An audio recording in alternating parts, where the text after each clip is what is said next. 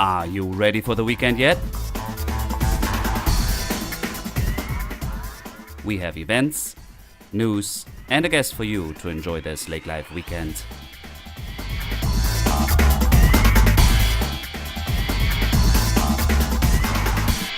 Hi, welcome 2019. Thanks for tuning in again to our podcast, here recorded in Perham, Lakes Country. We are still taking a short winter break. Thanks for your understanding. We're having a lot going on in the back burner here. We are publishing an all-new magazine.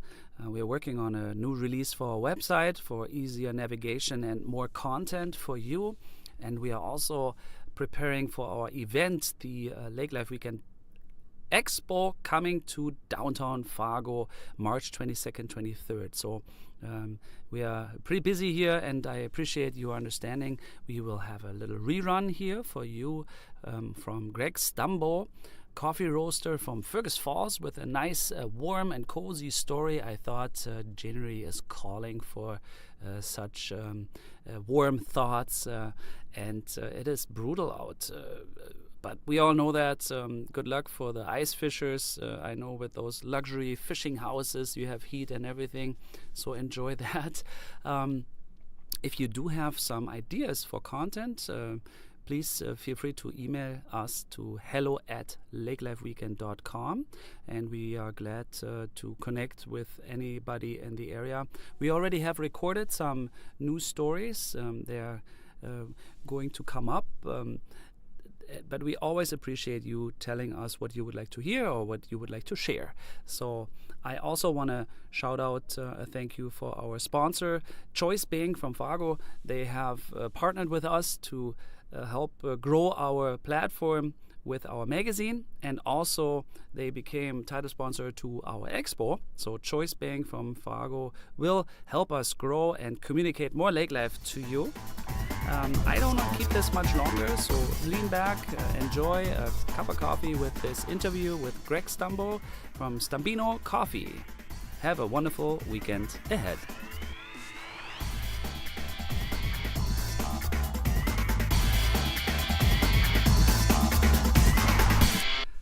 Yeah, welcome to our interview part. I'm here with Greg Stumbeano of Stumbeano's Coffee Roasters from Fergus Falls. Hey, Greg. Hey, good afternoon, Derek.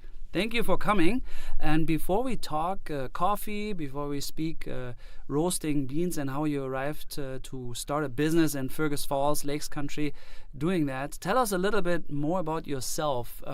Are you from Minnesota originally? Are you from Fergus Falls? Yeah, I am from the Red River Valley. I grew up in Moorhead, Minnesota, so real familiar with the lakes area. My wife grew up in Fergus Falls, so that's kind of our roots there. And yeah, we've been making a home and a life in Fergus Falls since about 1997. So, okay. Yeah, so we both have family still in the area, and then just have been able, fortunately, to take advantage of whatever the lakes area has to offer over the last 20 years. Yeah, and before you set foot in Fergus Falls, did you leave Minnesota? Did you come back? Have you always been in Minnesota? Pretty much, with the exception of about 2 years when in 1995 we got married and lived in Wisconsin. Okay. Sun Prairie, Madison area for a couple of years. So, okay. Yeah. And then you homesteaded again in Fergus Falls. Yeah, started the family, had our daughter in Madison in 1997. And then just kind of felt the heartstrings pull, back to like a lot of people. I think once you have a child, it seems to kind of pull your heartstrings a little bit closer to where more of your family members are and stuff too. So, yeah. But I understand we have a good community here. Yeah, absolutely. How do you become a coffee roaster, and when did you start that business? I tell people that I literally started my profession due to a pop-up ad. Oh, really? Yeah, because it was back in the early 2000s, and I was watching a documentary on PBS about some brothers and a family that had a coffee roasting operation in Miami that had emigrated from Cuba. Uh-huh. And so they had a website at the time, and understand that time the websites were very rudimentary, and it was very, 2001 or 2002, I guess it was. And so they directed your website, and I went to the website, and at that time the pop-up ads were just kind of belligerent. So it was a pop-up, and the question was, did you know you could roast coffee at home? And so I no, I didn't. And clicked on the button and it directs you to a different website, opened a whole new browser, I think, too.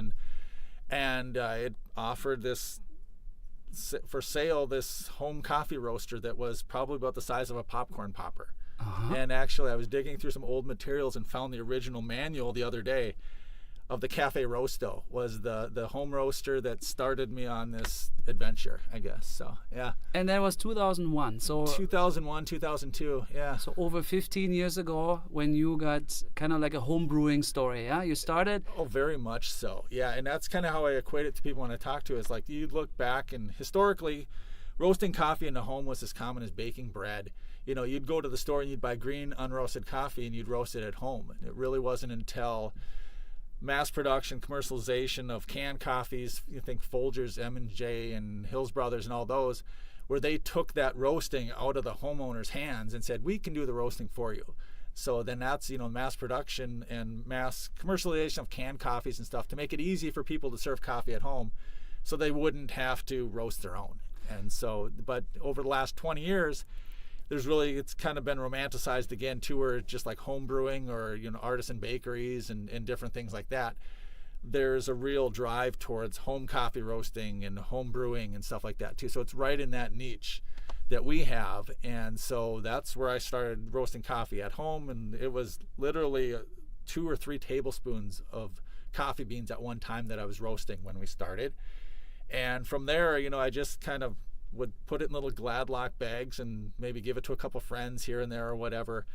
And from that point, it's like, well, this is really good. And it's not like anything else I've really had before. So then you kind of have that idea. I was like, well, I wonder if I could sell this to somebody. And then so I start talking to the right people. And by chance, I was visiting with my sister. And my sister had a friend who used to roast out in Dickinson. But he stopped roasting because he was working in the oil fields. But he had a small commercial roaster that would roast 5 pounds at a time. And so then I connected with him, and that was 2003 or 2004. And it was an electric roaster that was also, electric roaster, small drum roaster that would roast up to 5 pounds at a time. And I had that in my garage, and then we moved in 2002, so it actually was 2002. And literally started that roaster out of the basement of my house, roasting 5 pounds of coffee at a time and buying small lots of coffee. I'd order coffee once a month, and I think it was maybe 20 pounds of green coffee at a time that I would roast, and then just kind of, sell it to friends kind of, covertly or whatever. And of course, then you get to discussions, you got a circle of friends. And that's one thing I think you find most valuable in the Lakes area. If you have a circle of friends that you can bounce ideas off, it really can help you plant seeds somewhere and start realizing, well, this could become this and this can become that, and I can work with this person to get this done. And so we took advantage of those relationships and friendships and moved from our basement to a legal setup that was in the back of a building that's certified by the Department of Agriculture, who oversees food processing and production. Started roasting as a business, and then realized that with the first orders that we were getting in, and the first orders were based on fundraisers, so we'd have fundraising groups go out and sell, and I realized when it took me about 14 hours to roast and package 100 pounds of coffee that this is going to have to be a bigger operation than if I'm going to make it work, because it was the hours of the day, and I was still working another job and stuff too and different things.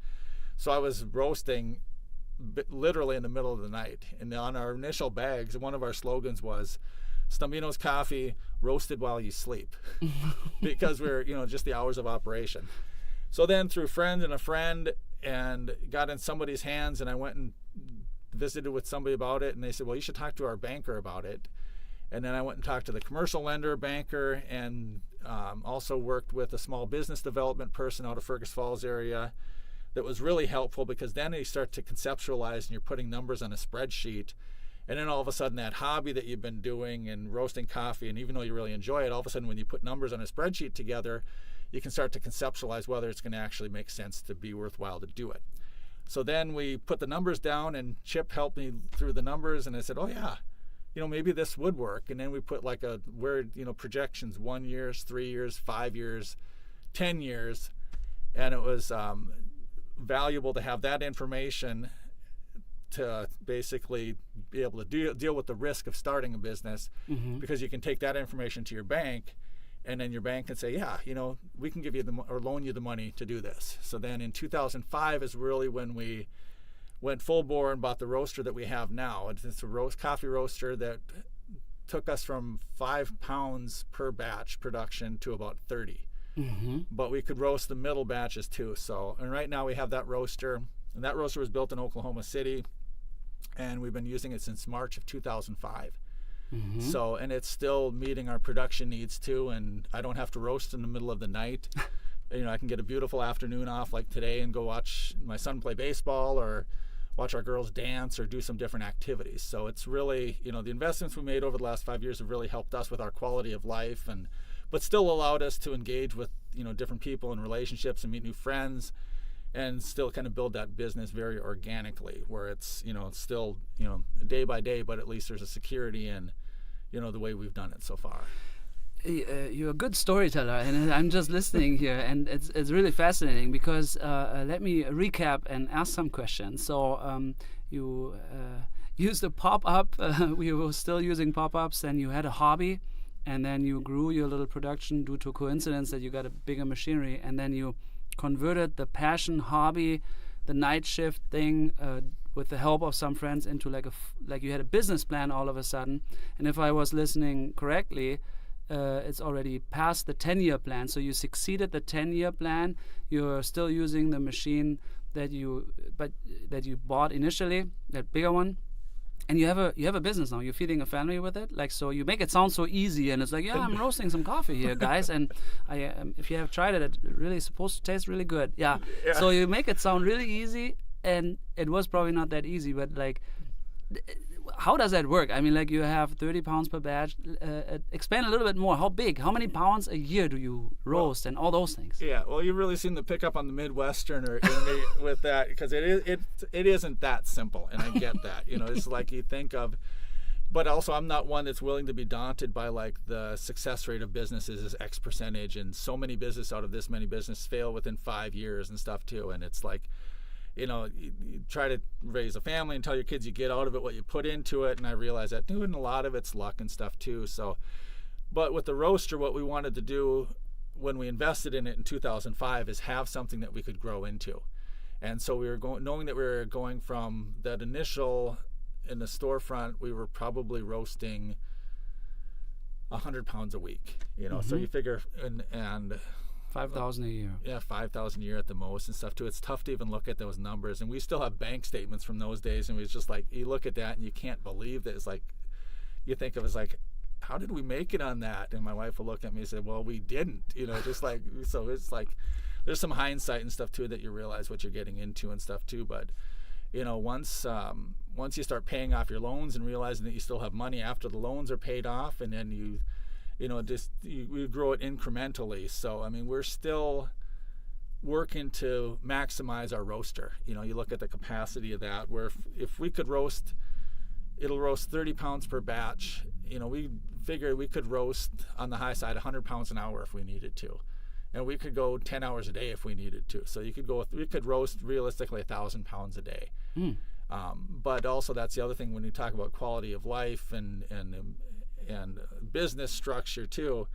I haven't been one that's wanted to just balloon and get as big as possible and sit hands off while so-and-so roasts and so-and-so goes out and sells and so-and-so manages this part of it and so-and-so does the accounting books on it too. It's like, I'm one that maybe naively thinks that, we can probably do 95% of the stuff that we need to do. And then, but it also gives us the security of knowing that it's like, this business is really ours. We're the ones that are doing this, and we're really doing as much as we want to do. Coffee is a different product, I think, than a lot of other things, because once we get it, it's been, in our hands, it's been harvested, processed, and it's ready to roast. But once we roast it, the shelf life really starts to deteriorate. And so we've had, the market that we go after is a little different than a superstore or a big grocery store. We want people to enjoy our coffees within a couple weeks of it being roasted. So that necessitates a real hands-on approach to how we distribute and how we work with customers and how we train and staffing and stuff on that side. So we haven't really been in a phase where we're just looking to sell as much coffee as possible, and I don't see us really ever getting to that point. And it's just because it's not in a business model that we would see. So you're very hands-on. Like, I visit you once in a while in Fergus Falls, or I surprise you, I should say. And then you are usually at the roaster, and you are hands-on. You're pretty much a one-man shop, right? Well, my wife and I together. Well, like you're a family business? Yeah, family business. And we'll have, a good example is within the last couple of weeks, we had a local service club that was out doing a fundraiser and sold upwards of 400 bags of coffee. So we get that order in, and nothing that we produce, we don't produce anything. Roasting coffee is our production. We don't roast any coffee until it's ordered, until we have an order in hand. So that also, adds to a lot of stability too, because we know as orders come in when they got to go out and stuff too. And we're not sitting on a large inventory of unroasted coffee, because we order and our importer is based out of the Twin Cities. So we order coffee when we need additional supplies. And then we don't sit on a big inventory of roasted coffee, because we only roast when orders come in. So it's that churn that keeps it fresh and keeps it, the inventory is constantly rotating through, so we're always aware of that. So, we have a real hands-on aspect with the quality, and and we always are aware of what coffees we have in stock. I select the coffees personally, roast them, sample them out, and see exactly how they taste, select a profile and stuff too. So there's very much an art to it too. And let's talk a little bit about that. First, a few thousand pounds a year, I suppose, because you started with 5 and you must be. Yeah, we're probably, I'd say, 30 to 40,000 pounds a year is kind of what we've been projecting, I guess, for this year. So how many, where is your coffee enjoyable?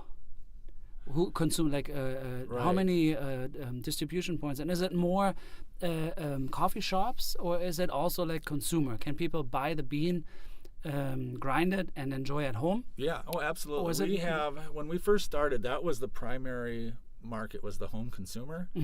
And so with the storefront we had at that time, it was very visible, very public, similar to what we have now. And people would literally walk in on a roast day of Thursday, and they'd buy their coffee Friday morning, and they'd be drinking it on the weekend. And we still really encourage that. And that's still, what I think we find the most joy in watching, is somebody selecting coffees and enjoying that.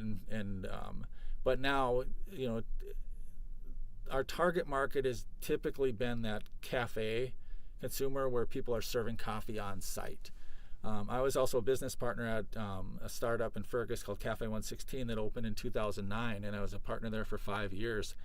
And we were I was very hands-on with training staff and working on serving coffee, and a little bit. And the coffee presentation was very important to me, because I felt like I had a taste of what I wanted the coffee to taste like, whether it was in espresso form, cappuccinos, or brewed coffee and stuff too. And it was successful, and people really, I think, grabbed onto it and enjoyed that coffee flavor. So it showed me, I was like, yeah, this is the right way that we want to do this. And so then in 2014, that's when we branched up to the Fargo market with the retail serving we have a small coffee bar in downtown Fargo. And that's, again, real coffee focused, or coffee forward, with espresso and brewed coffee and items like that. So it's, as far as the wholesale market, we do boutique hotels, small cafes, retail outlets, and so the people are going to be consuming it right on site. And we have valuable partnerships that we've been fortunate to maintain over the last 10 or 11 years in that Fargo-Moorhead area. So that, as that food scene and beer scene and wine scene and things kind of evolve there too, as a company on the coffee side, we're right in the middle of that too. So that's valuable for us, and we feel like it's like, yeah, we fit right in. There's peers and there's friends, peers and network of people that really enjoy food, beer, wine, coffee is right in there. So that's, encouraging too. And that's one thing that you kind of saw in the trends within coffees. You saw that kind of happen on the coast, whether it was New York or West Coast or something, or Seattle or Portland, where coffee is seen as a culinary item. And that really has developed over the last 10 years and stuff even in Otter Tail County when we opened up with a cafe and serving great food items, breakfast items with the coffee, and now you have really great coffee available that was frankly never available 10 years ago. Yes. So yeah, and it's like we're just real happy to be a part of it. We kind of model ourselves a little bit after a company called Tea Source out of Twin Cities, and the founder Bill Waddington started the company, and his basis was, I really enjoy these teas and I want other people to enjoy them too. So it's one of those things, it's like you kind of lift things from different people when you get relationships over the years, and that's one thing I've always lifted too, is like, well, yeah, I really enjoy these coffees, I want other people to enjoy them too. And that's kind of what we try to strive for, and have been fortunate over the last dozen years to really kind of connect with people. Yeah, no, I think you've been really successful. I go to Stumbeano's in downtown, back in the Roberts Alley down there, regularly myself too. Yeah, and I really like your coffees. That's actually why I asked you to speak. You. No, it's so. How many do you sell out of state? I mean, not Fargo, okay, but do you have like hotels? Where is your furthest distribution? Yeah, we're primarily regional. The reach that we have that's not regional has been thanks to the internet sales, and that's really just over the last 15 months developed there. So we have every day we'll have orders coming in that are going to California, New York, Texas, Florida. Yeah, it's something that we've been able to take advantage of, and you always wonder, how does somebody in Texas hear about coffee? Or yeah, exactly. And that's but then it's like, who knew when I clicked on that pop-up ad in 2001 or 2 that I'd be here talking with you? It's just like it's kind of a serendipitous, or whatever you want to call it, that people find out about it, and with coffee they're willing to try. Yeah. And so that's where the sales, and then we've got an offer. You have consumer sales from East Coast to West Coast, North, South, everywhere. Yeah. Orders to many states. Yeah. Fascinating. I know, it fascinates me just thinking about it, and I kind of think in terms of spreadsheets and logistics and stuff too. So when you see these orders come in, and I'm like, wow. And then you think of this, and again, the Midwestern to me is like, it's like, wow, they like and they want to try your coffee. And then when they reorder the stuff, I'm thinking, well, geez. They must have liked it. Yeah, they must have liked it. And so there you go. It's like, it's really a cool thing too. It's like, we know there are a lot of options for coffee out there. We're never going to be the only option for people. I don't want to be, because part of it is like, we try other people's coffee all the time. And so we are trying different roasters, different cafes and stuff too, because it's really important to measure yourself on a level like that and see, well, what are they doing? How does that taste in this coffee? And just, and it's encouraged, whether you're a chef. I know chefs do that, coffee people, beer people do that. So, and that's kind of the fun thing that's developed over the last 5 to 7 years with us too, is like you kind of have this peer group that you can work with. And I know roasters across the country that we can send samples to. Is like, hey, I tried this, sample this out, what do you think about it? And then we'll get it in return and stuff too. So you really are kind of always constantly peer evaluating and stuff too. So that's really the neat thing that you'll see in specialty coffee. Yeah, it's so fascinating listening to you and actually thinking about all that. We have the craft beer movement. Now we have the distilleries, like even in Germany, but also especially here. And now, there's a movement for coffee roasters, and you described it really well. And isn't it interesting that despite the internet and despite the fact that we get as much information as we want on a push button away, but still we are going away in a little bit from the mass production process. We want boutique, we want unique, and we want handcrafted. That's it's really a super. I mean, maybe it's ongoing for. Maybe I'm 5 years old now, but the more I listen, it's just like, actually, right. It's beautiful though to see. Yeah. In this fast-paced life that we live, we actually have where we settle down, slow down, and say, let's try that coffee from Minnesota. Mm-hmm. And there's an order coming from Texas, and they enjoy something handcrafted from our local. It's beautiful. Yeah, it is. It's really a positive thing, and it's it's really amazing. I mean, to think about it, and especially in those terms, you articulate it really well. But it's like it makes you really think. Yeah. About it's like how you think of how the magnitude of everything, and yet you just shrink it down to the push of a button. and you can order something from somebody you've never met before, but that's kind of, well, maybe that person approaches things the same way I do. So Yeah. it's pretty cool. I think that's pretty cool too. We live actually in beautiful times. But one more question I have for sure, at least one. The process. I mean, I've seen your machine. The whole room smells beautifully. Is there? And you showed me some beans before, and you just described raw beans, and then you roast it. I mean, obviously we're burning it or we're heating it, or so. Is there like a recipe involved? How difficult is it? Like, can you lose a whole batch? Is it a little bit technical, consumer technical? Like, Yeah. can you describe the process a little bit? Yeah. Oh, I've lost batches, and which is either, a perfect example is stuff that's out of your control. And because as a roaster, you're really just trying to control the variables that you can control.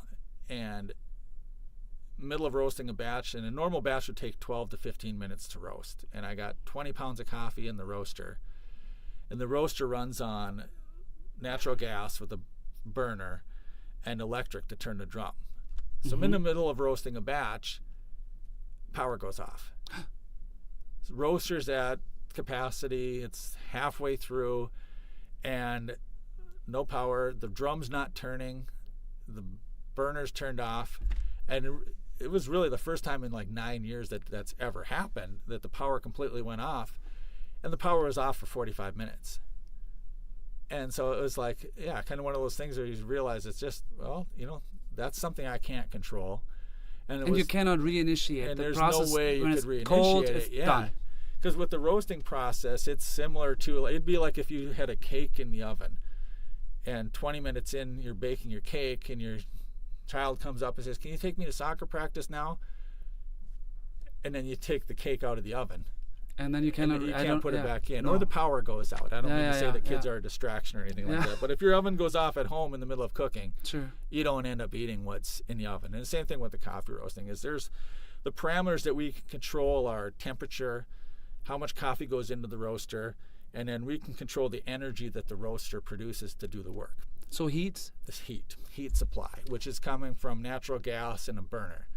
So And how the recipes? Like, is the bean significant, or is the bean is the most significant part in my way of doing it. I mean, there are so many different ways of roasting, and there are different computer programs you can get that you can hook up to your roaster that monitors all this information. I tend to prefer the old spreadsheet where I write ink on paper and kind of chart it that way. But it's sense of smell, sense of sight, sense of hearing, because there are reactions that happen throughout the roasting process. But knowing each coffee before you roast it is one of the most important things. Is you learn how it's processed, and you kind of measure or estimate what the density of the bean is, how hard the bean is, and that is going to tell you the rate of energy that you put into the bean. So how hot and how intense the flame is going to be. Because a bean that's typically higher grown beans are harder, denser beans. Well, the density of that allows you as a roaster to apply more intense heat. Beans grown at a lower level or processed in a different manner before I get them are a lower density. So in density, thinking of how much water and the mass of the bean. And we can estimate that by doing a couple calculations and measuring and stuff, weighing it out. So then those beans that are softer or lower density will require a different heat level. So that's really the main variables that I'll look at. But I still want to roast each of the coffees within 12 to 15 minutes for a full batch.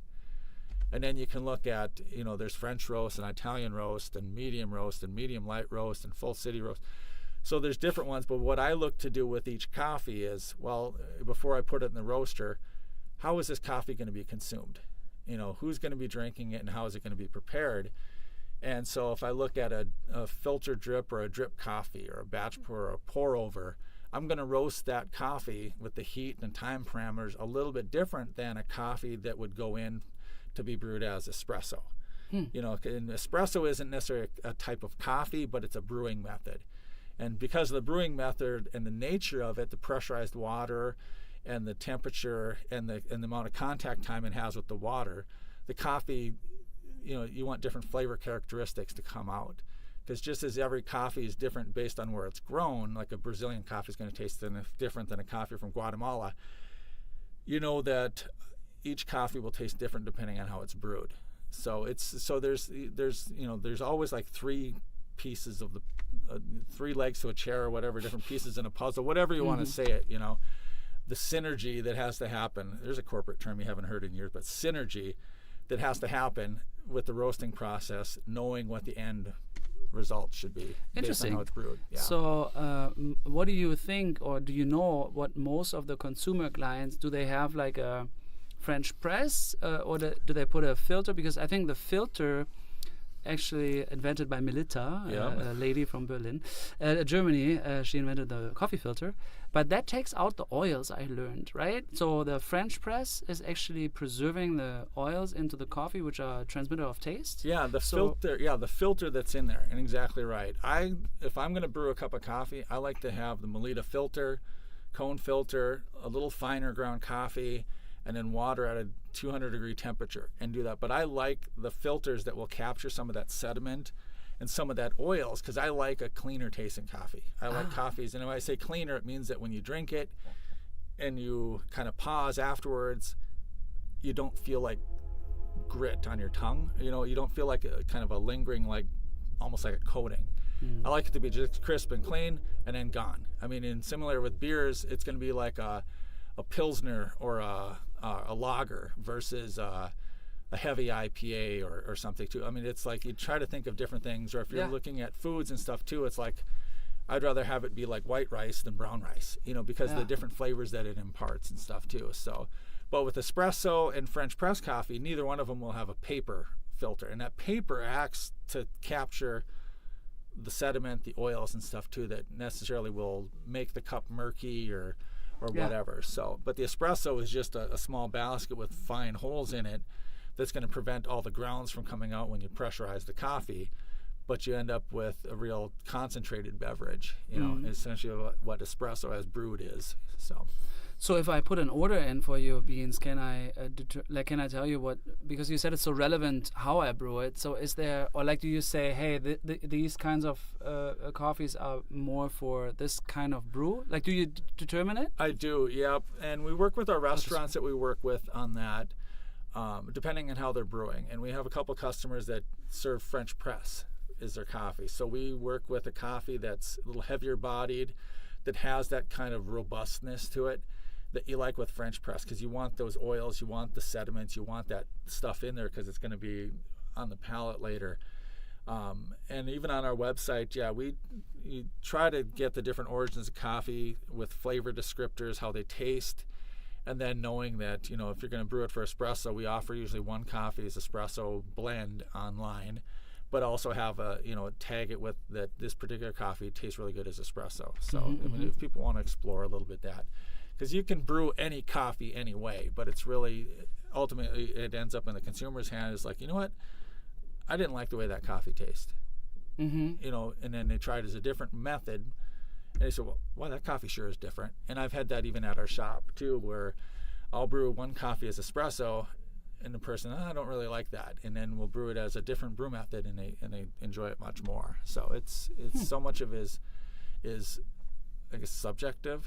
Means that it's up to the person to decide what they determine tastes good or bad. So very interesting. Maybe one more question, if I may. You said the source, where it's from, is so relevant. So can you just bring some light into Guatemalan versus Brazilian, or I don't know, coffee beans? Like, what are taste characteristics, or for the consumer ear? Yeah, tell me a little bit. Well, all coffees, the interesting thing is all coffees, whether they're from Guatemala or Brazil, all originated from a plant that was originally growing in East Africa. So, and it's through the work of missionaries and traders and different people that have taken coffee from Africa to Yemen to Indonesia. So you're looking at Sumatra, Papua New Guinea, Java, deeper parts of Africa from Congo to Kenya.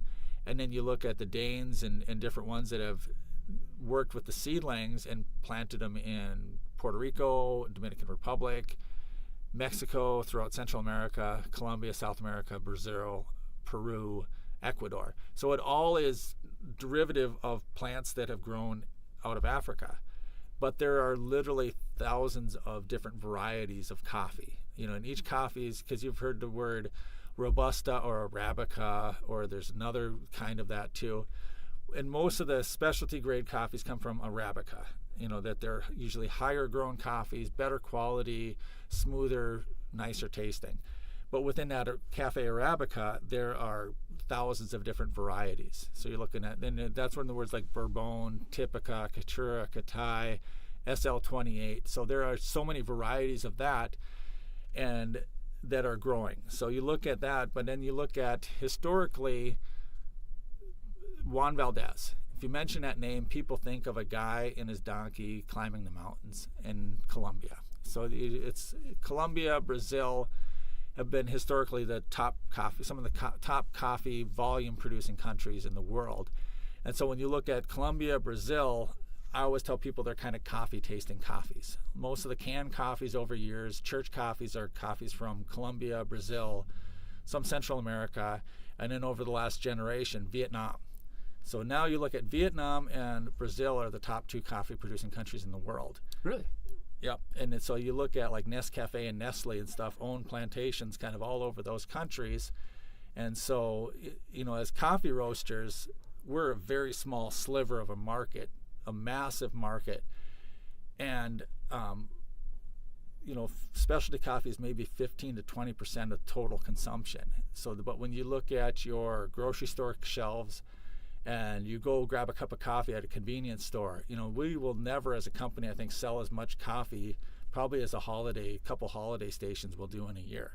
We just because that's the massive amount of coffees that those will produce. But they're also very much coffee drinking coffees, coffee tasting coffee. So it's smooth, it's nutty, all the descriptors, mountain grown.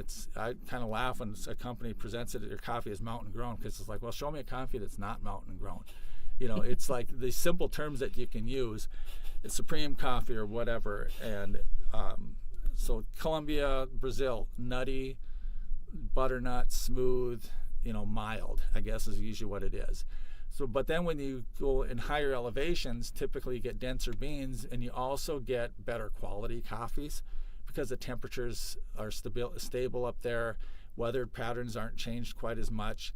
And the sugars are able to develop a little bit different in the trees. And then within specialty coffee, you also have a real focus on cultivating those different varieties of coffee that we talked about.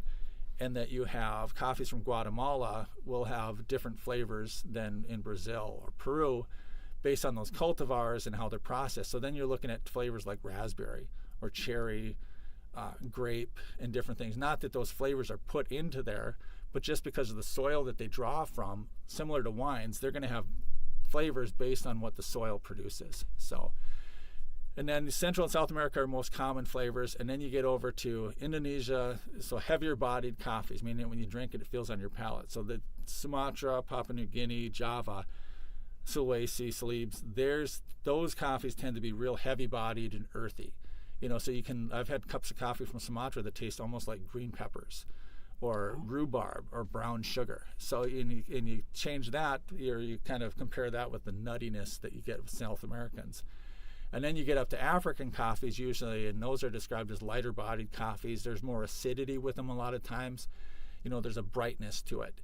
And you get coffee flavors we've had from Kenya that have tomato plant taste kind of flavor to it, aroma, black tea, orange. I had over the years had probably our most requested coffee, or the one that is most identifiable or whatever, or referred to, is a couple different coffees that we've gotten from Ethiopia that when you grind them and brew them, taste like blueberry. I mean, there's this dominant 9 out of 10 blueberry pancake, blueberry syrup. It's so identifiable, but it's real distinctive to a couple different kinds of coffee from certain growing regions. So, but otherwise you're looking at coffees with like orange zest and fruitiness and stuff too. So you look at, overall Central South American coffees taste like coffee that you're used to.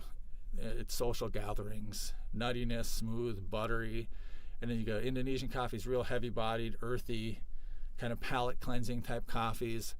And then you get to African coffees, lighter bodied, fruits, sweetness, zest, citrus, Merlot, winey, different tastes and stuff too. So that's all in the bean. All in the bean. It's not edited. We don't edit. It's not edited. I guess historically you could say all coffees you drink are genetically modified because they're taken from seedlings and transferred with pollination and stuff like that, different things to create different cultivars. But yeah, I don't add anything to it after you roast. Yeah. But during the roasting process, those flavors will emerge. Yeah. And there's different chemicals and compounds within coffee that will dissipate as you roast to it and expose it to heat, which allow other ones to develop. Interesting. It's an agricultural product, so it's going to have sugars and stuff inside of it. Sure. And what you do, it's like with a mushroom. I don't necessarily like mushrooms raw, but if I put them in a pan and saute them, the flavors break down and they emerge and stuff like that. So same thing with potatoes and stuff too. And that's why in apple pie you want the apples cooked. You don't want to eat them raw. Yeah. Because the sugars develop and come forward. So. Yeah, fascinating. Really fascinating. So, do you usually stay in one bean, or like what I mean is like, do we blend coffees too? Like, do we add a little bit Arabic and then this, and then we grind them, and then we have this like a cuvée, like a blend of a wine? Does that exist? Oh yeah, absolutely. And because the bean densities are different, the heat transfer is going to be different when you roast it. So I always roast coffee separately. Like I'll roast a Brazil coffee. Yeah. And then I'll get it set aside, and then I'll roast the coffee from Colombia. Yeah. And set that one aside. And then we taste them separately to make sure they're balanced, and then we'll blend them together afterwards. So you roast them, sample them out, see how they taste, and then blend them together. Huh. So and then you have is it like a recipe? It's and then it's a new coffee. Yeah. And our espresso is pretty much always blended between 2 or 3 different coffees, just because the nature of espresso and the pressurized water and what happens, you want balance in there. That's balance and sweetness is what you're going for. So typically, an espresso is not a special bean; it's a special roast. It's a brewing method. It's a brew. That's all it is. Because with espresso, I can take any coffee and brew it as espresso. I can. And that's like, you could take that can of 8 o'clock chock full of nuts off the store shelf, bring it home, and brew it as espresso. And that's the brewing method. So it's I always look at it. But that said, some coffees are going to taste better brewed that way than they would other ways. So, because we've had coffees that I brew and I really enjoy as espresso, but maybe I don't necessarily care for them when they're brewed as a drip brew or a French press or something. Ethiopian and Kenyan coffees, typically, I'll use a paper filter to capture that sediment and oils, because if I were to take that coffee and brew it as a French press, the cup is muddy, earthy, kind of sediment filled too. So what I end up tasting is almost like the coffee grounds instead of the coffee. Yeah. The smell is really good, but then the cup, it's kind of muted and murky. Yeah. Whereas a Sumatra or earthy coffee or some of the French roast stuff that we'll do, I like that is I want that in the cup. Yeah. So then I say, if I want that in the cup, I'm going to brew it like a French press.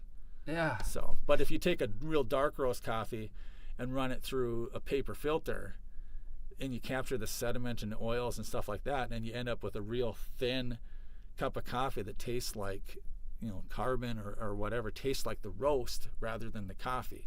So there's kind of a balance there and stuff too. That's really fascinating. Yeah. And I can hear how passionate you are. Very good.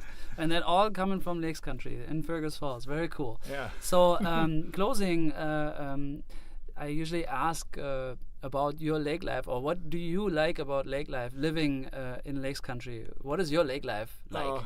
I think it's been in stages, really. You think of much of what we do as a family revolves around our kids, what their activities and stuff are too. And it's like we've spent a lot of time over the last 10 years in state parks. If you go to Maplewood State Park up by Pelican Rapids, our favorite is Glendalough State Park right north of Battle Lake. Okay. And these beautiful natural resources that somebody had the foresight to say that land should be protected for this purpose and stuff too. So we've taken advantage of that when we think of lakes life.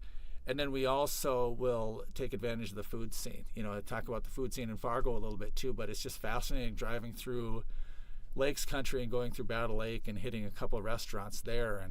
And then you can go up by Vergas and hit a restaurant there, and you go over by Pelican Rapids, and there's that lovely little beach resort that looks like it is closed or something, but he has the best cheeseburgers in the world and stuff too. So it's always you look for the hidden stuff there that you kind of have to get off the track to find and whatnot. So, we love to explore the lakes country, driving the county roads and highways, and then just randomly taking a turn here or there to kind of see where you end up and stuff too, and whatnot. Is kind of fascinating, really, to see that. And a lot of times you'll see some of the same people that you saw 20 years ago when you were doing the same thing. So that's pretty cool too.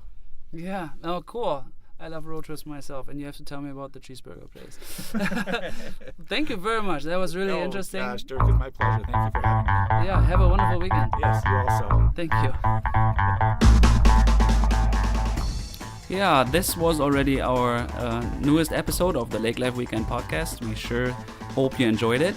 Tune in again next week with another great guest and updates. Always check out our website, lakelifeweekend.com, and if you have some comments, please feel free to email us at hello@lakelifeweekend.com, and you have a wonderful weekend ahead.